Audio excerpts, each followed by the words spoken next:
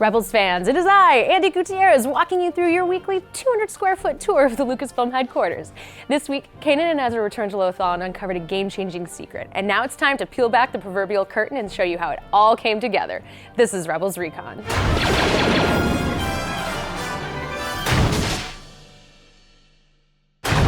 Kanan and Ezra head to Lothal to infiltrate an Imperial factory floor, but get a surprise visit from Grand Admiral Thrawn. My visit is not an honor, however, but an investigation. Trapped inside the factory, Kanan and Ezra get help from an unlikely ally in order to escape. Make for the east vehicle pool. You'll find a walker there you can escape in. After safely fighting their way out, the rebels learn the data they stole contains blueprints to a mysterious new ship. Looks like some new kind of TIE interceptor, but this one has shields. This week, Ezra and Kanan learn the secret identity of another fulcrum. I sat down with cast and crew to talk about how Lothal has changed since the rebels were last there, the return of Ryder Azadi, how Kallus turned to the rebellion, and a little more classic Star Wars video game talk. Check it out.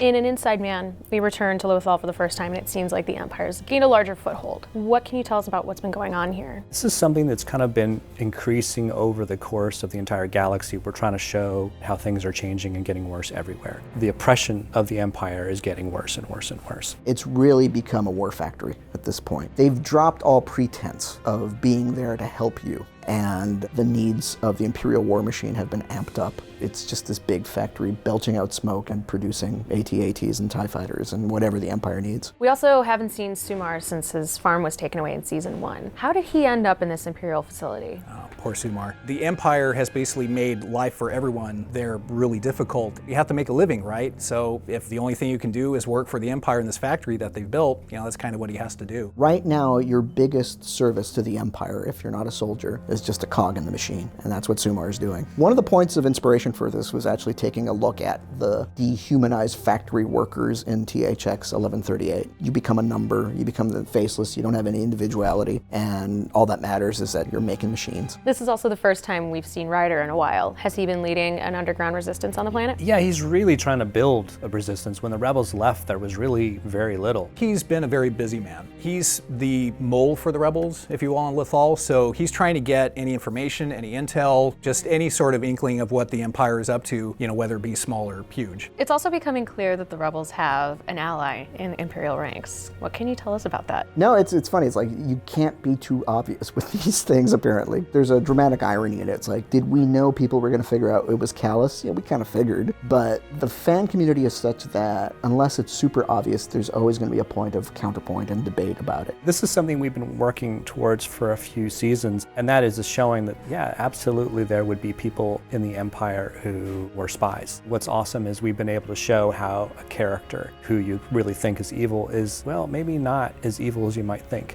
And you begin to understand why they would turn. They got into a fight hoping to try to make the galaxy a better place. However, it's not turning out that way. We get to see the inside of an Imperial facility. When designing a factory like that, do you give any thought to how all of it actually works? Yeah, the conveyor belt that the sort of pieces of AT-ATs and TIE fighters are on was designed to, if you wanted to have it move, it could move. There was a door or gangway raised on the wall above that moving monorail. It didn't really get to do it in the episode because there was enough happening on the ground level that all of this extra business above would begin to get distracting. The secret TIE fighter looks a whole lot like the TIE Defender, which has been around since the old TIE fighter game. Is that the ship that we see here? Is that the Defender? It is the Defender. We were all itching to get the Defender into the show. We really wanted to make Thrawn a tactical leader. In realizing that the rebels are a growing threat, he's way ahead of the curve as far as planning for where they're going to end up. When he knows when he has the Defender ready and in mass production, just like Harris says in this episode, if they built this thing, we're in deep trouble. For those of us who remember playing the TIE Fighter game, it's a great ship. It's fast, it's got shields, it's got a hyperdrive. It sort of evens the odds, and you don't need hundreds and hundreds upon them to defeat just a small number of Rebel starfighters. It evens the odds between the versatility of an X-Wing fighter and the limited capabilities of a TIE fighter.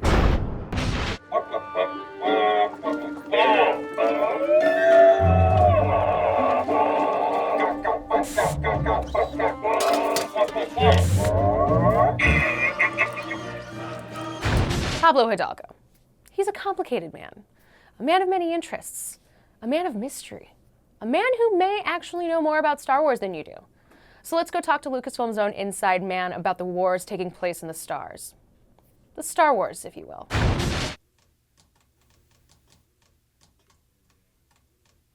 Hey, Pablo. Hello, Andy. You're looking a little different today. No idea what you're talking about. Did you get new glasses? Yeah, the glasses are brand new. So now I'm going to ask you a social question then, because you are totally Pablo. And that is my job as Pablo Hidalgo. Yes.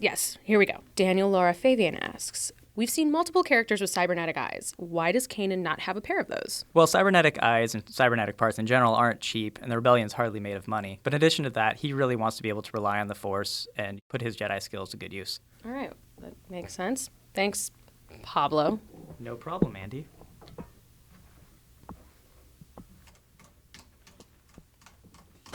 Have more questions about an inside man or any other Rebels questions you want answered? Tweet them to @StarWars using the hashtag Rebels Recon and we'll answer what we can online. But now it's time for an exclusive peek at our next episode, Visions! And Voices! The recon team leaves as soon as we're loaded up. Questions? Is Admiral Thrawn there? We have reports of an increase in capital ships, but no confirmation as to whether he's... Ezra, what is it? Hey, kid, you feeling all right? There! Look! What am I looking at? You don't look very good. Ezra, what do you see? Ezra! thanks for watching Rebels Recon. We'll be back next week with a brand new episode. But in the meantime, check out the episode guide for an inside man on StarWars.com on Monday. And if you haven't already, like the video, subscribe to the channel, and download the Star Wars app. Thanks for watching, and may the Force be with you.